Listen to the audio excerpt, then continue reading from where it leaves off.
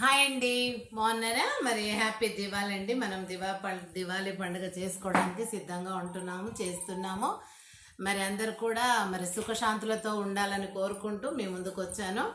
ఆ, ఒకటి మనం ఈ దివాళీ అంటే ఎందుకు జరుగుతుంది అనేది చెప్పుకుంటాం. మన దసరా పండుగప్పుడు అంటేనేమో మరి ఆమె గౌరీ దుర్గామాత మహిషాసురుని వధించిందని చెప్పుకున్నాము. మరి ఇప్పుడు కూడా స్త్రీ దేవతనే వధించింది. కానీ ఈ యొక్క శ్రీదేవత మరి ఆ రాక్షసుడు నరకాసురుడు అనేటటువంటి రాక్షసుని వధించటానికి శ్రీకృష్ణుడు వెళ్ళినప్పుడు, యుద్ధం చేయటానికి ఆ రాక్షసుని వెళ్ళినప్పుడు రెండో భార్య అయినటువంటి సత్యభామ ఎందుకు వెళ్ళాలి?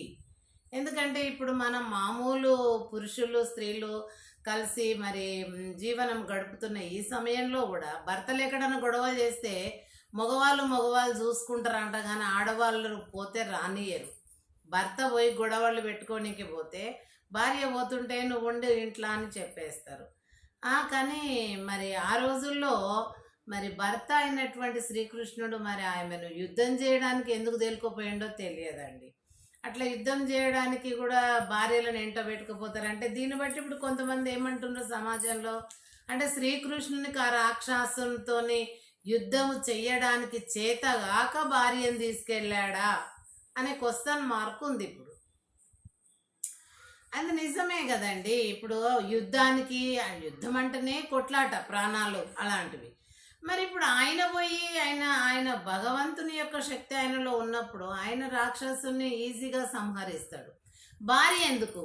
భార్య కూడా తన వ్రతంలో సినిమాలో చూపెట్టారండి, మీరు చూడండి ఆ పౌరాణికమైనటువంటి సినిమాలు.